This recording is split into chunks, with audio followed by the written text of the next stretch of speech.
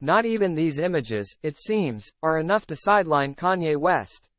This latest stunt signifies the nadir of his misogyny.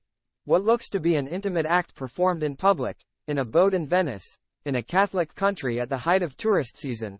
His wife, always in scare quotes, can't even give her the dignity of formal recognition. Seemingly on her knees, her head between his legs, her face caught not so much in ecstasy but despair. It all feels so seamy and desperate.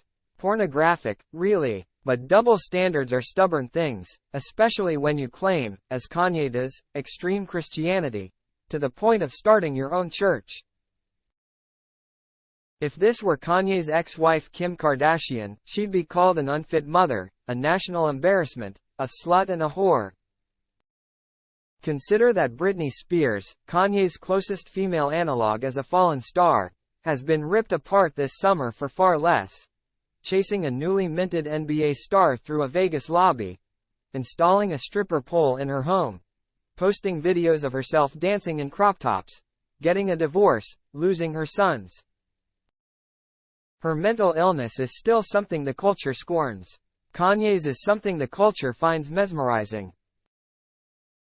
Lizzo's alleged licentiousness, not proven, merely all alleged, has led to her swift cancellation.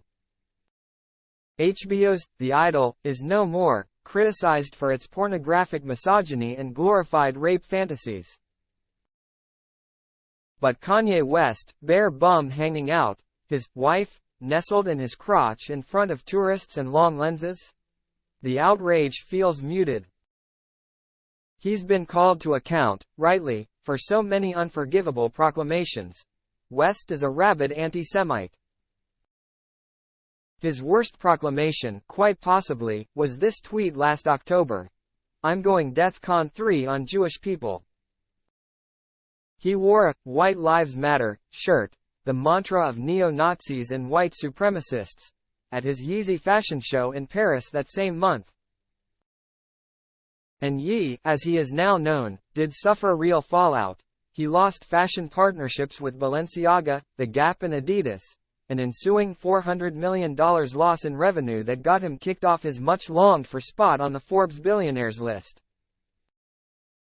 He was dropped by his law firm and creative artists agency and lost athletic partnerships. He was denounced by many celebrities and now, for all intents and purposes, is a marginal figure.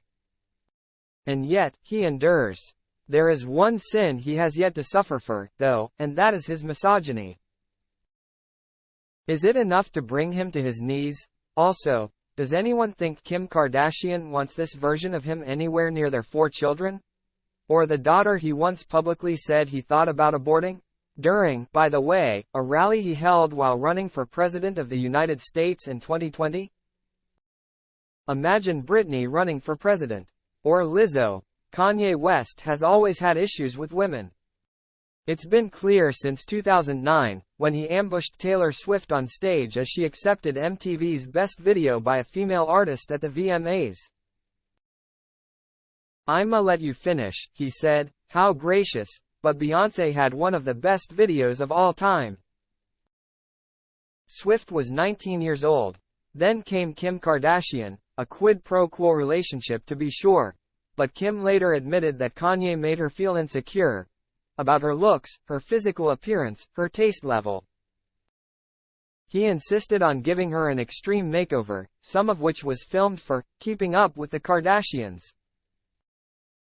"I always thought I had really good style," Kardashian told a Business of Fashion panel in 2018. "Until I met my husband, and he told me that I had the worst style. He threw out the bulk of her wardrobe and filled her closet with designer clothes and shoes. He fired off emails telling her what she could and couldn't wear. He took her to Paris to meet with high-end designers, only for Kim to be turned away. No one would dress me," she said, except for Kanye's close friend Riccardo Tisci, then at Givenchy. The pair put a heavily pregnant Kardashian in a skin-tight floral abomination for her first Met Gala in 2013. It came to be known as the couch dress, a humiliation that left her in tears. I was crying, like, the whole way home, Kardashian told Vogue in 2019. There were all these memes about me and this couch. After divorcing Kardashian in 2021, West moved on to C-list actress Julia Fox. She, too, wound up with a total image overhaul courtesy of West. After meeting him, a few days later, all my st was in boxes, gone, Fox told Interview magazine last year. She was told that if she wanted to be seen with West in public, she needed to meet his sartorial approval. Fox went from garden variety starlet to a severe-looking future sex bomb seemingly overnight. She dropped weight, donned skin-tight leather SM ensembles and crop tops, swaths of fabric that exposed her body, dark black slashes of eye makeup that made her look like something out of Blade Runner. All for a month-long romance. Now, Kanye's new wife, Bianca Censori, has undergone a transformation just as rapid, but even more disturbing.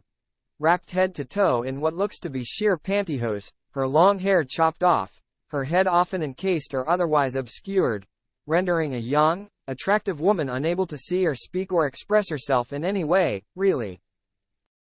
This is what Kanye West thinks of women. We've heard all the excuses for his many offenses. Kanye's a genius. He's mentally ill. He's a performance artist, a provocateur, a sideshow attraction holding up a mirror to our own cultural absurdities. How's this? Kanye West is a misogynist. He seems to hate the women he's with, and the more they submit to him the more he seems to resent them. So add women to the populations Kanye West feels contempt for. May this latest humiliation render him, finally, persona non grata.